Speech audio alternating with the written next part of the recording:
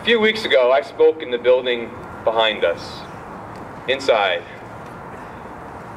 I spoke that day about forced treatment. And I didn't spend a lot of time on the forced part because we have some very good civil rights lawyers in the state.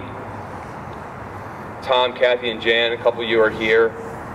So I focused a lot on the treatment, what treatment meant to me in my life, what I've seen treatment to be, what I think treatment is in this country and in this state, and I'm talking about mental health treatment. I talked about the outcomes of said treatment. I talked about the 25-year life disparity, a stat that didn't come from our side, didn't come from the consumer, survivor, ex-patient movement. It came from medical directors. I talked about the increasing number of people on Social Security disability. I talked about the increasing suicide rate, the people after receiving service being incarcerated. I talked about that.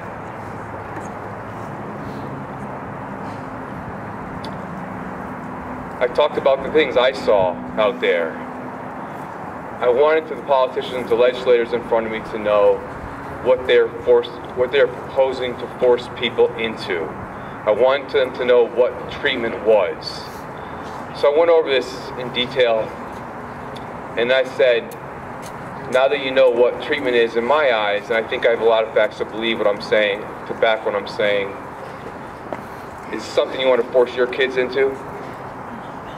Do you want to force people into a system that's taking 25 years away from their life because they've had emotional experiences, human experiences? Is that what you want? No. And I spoke about that. And I spoke about that at length. You know, I left that day and I got really good feedback from my friends, many of them here today, who believe in change and doing better and demanding that powers that be do better. I was told later that the powers that be, the providers that were there, said that I sounded angry. Oh, come on, Darren, get it out. Come on. They told me that I sounded angry. Here's my response. I'm a kid who grew up dealing with a lot of extreme states and emotional distress. I had a really hard time as a kid. Same time, I watched my beloved mother chained to gurneys, restrained in psychiatric hospitals under the guise of thou shalt not do any harm. I watched needles forced into her body. I saw her left there, unattended for hours while she went to the bathroom herself. I saw her assaulted. I heard horrible stories of what was done to her there. I watched her work so hard and go to school for so long to get a job that she was so proud to get fired in an instant because the diagnosis was revealed to an employer.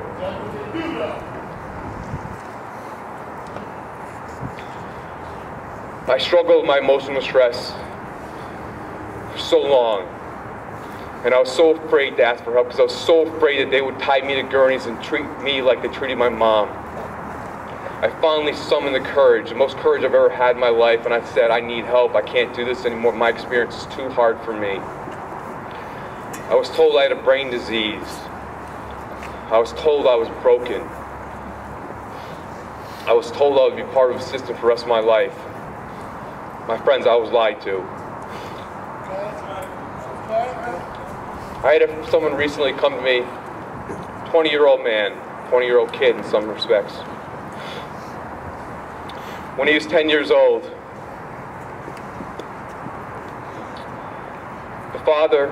his father that he played catch with, his father that he wanted to be when he grew up, his father that he loved, his best friend, passed away.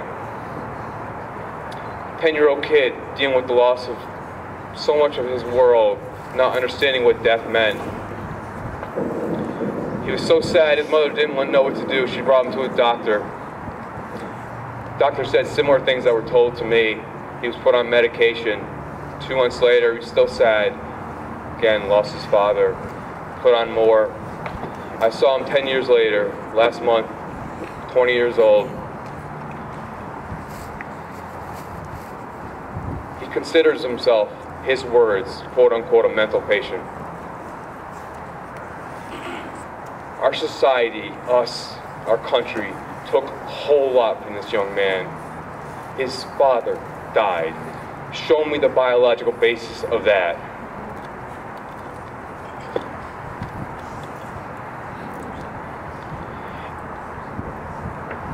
So I'll answer that question for those providers that were here that day.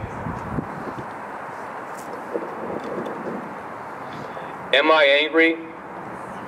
You're damn right I'm angry.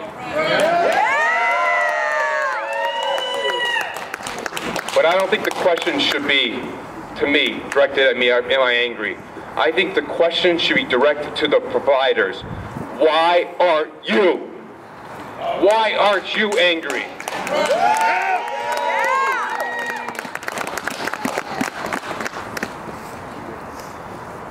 Now, I've been very fortunate in my life to encounter some amazing people that taught me so much and taught me.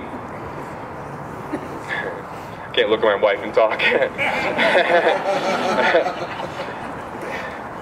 You know, I trusted this system for so long, and this system is not. It's not aimed at any one system. This is the mental health system in this country.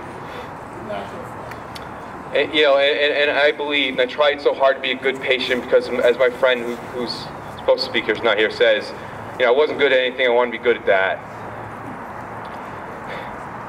And I dealt with the side effects. I dealt with all the other stuff that you go through. Sexual side effects going through college, sleepless nights, and then increasing diagnoses, which happens to a lot of us. I gave up. I self-medicated. I did anything I can to not be me. Any feeling I tried to stop through gambling, drinking, and other ways. I bottomed out. I destroyed my life in every possible way. And that's what it took to get the help I needed. Because that's when people in my community that have been through comparable experiences came and helped me. They taught me to believe in myself, to have hope. They taught me to take responsibility and be accountable for my life. They taught me the power of meditation, yoga, and being present. They taught me the power of nutrition, the way gluten and alcohol, processed sugars affected my moods and the way I interact with society. And I got a passion to do what I'm doing now, and I appreciate what they did for me. And that's what I'm doing here at AU. It's two things. It's human rights advocacy, and it is teaching about alternatives, things that can add to people's life, alternatives to the medical model. Yes. Now I'll tell you, again, I don't have to say everything, so I'm going to stop in a few minutes. I mentioned to you the speakers today have very different opinions, and some won't, agree with each other. I truly believe that a mental health system can do better and can improve and can play a role in all this. I really do. And I'll tell you why I think that. Because I've spent hours talking to many people working within it, and a lot of them are here today. People that went to school for a long time to work in a field that has no prestige. They did it because they want to do good and they want to help people. And they came in and they were sold a bill of goods that just doesn't work, and they're as frustrated as we are, many of them. So my suggestions, my humble suggestions, for whatever it's worth, from what I've seen in 41 years being on this earth, 41 years dealing with emotional stress, 41 years reaching out to fellow humans, I think the mental health system needs to let those folks, the peer specialists, the therapists, the psychologists, the social workers, do their jobs. Psychiatry should not run the mental health system. That should be one part of it.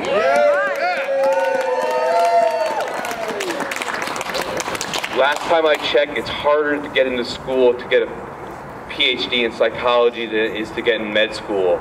Tell me why PhD psychologists go to their meetings and talk about med compliance with their patients.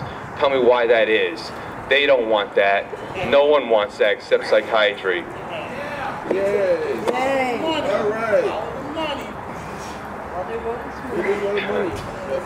Now, I'm not anti anything. Well, I'm anti-forced treatment. People that choose any path to live a meaningful life, to go on their journey, I support. I just think we all need to be offered different choices and pick and choose what we want. Do I think if you had my life, the structured things I need to do to be well would work for you? I don't think that for a second. We all need different things, different ways, but we have to be offered those choices, and that has to happen soon. Martin Luther King said, we don't have time for the tranquility of gradualism. We don't have time for gradualism in this system either. We don't have time. Our brothers and sisters are dying every single day.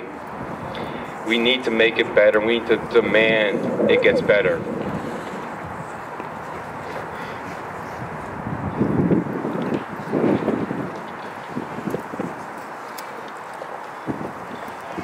Now, one thing I say,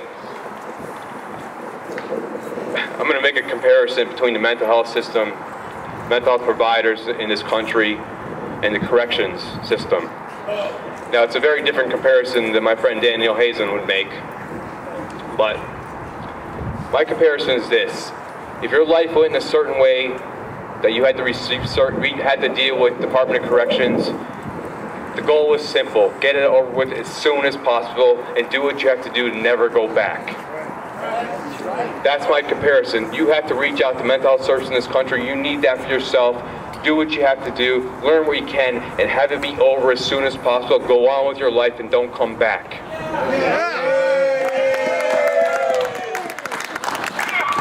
Emotional distress, human experience, should never be pathologized. We all deal with different things. In my life, I'm very happy, incredibly meaningful. I have a great wife, an incredible family, and I do it because of my emotional experience and who I am, not despite of them.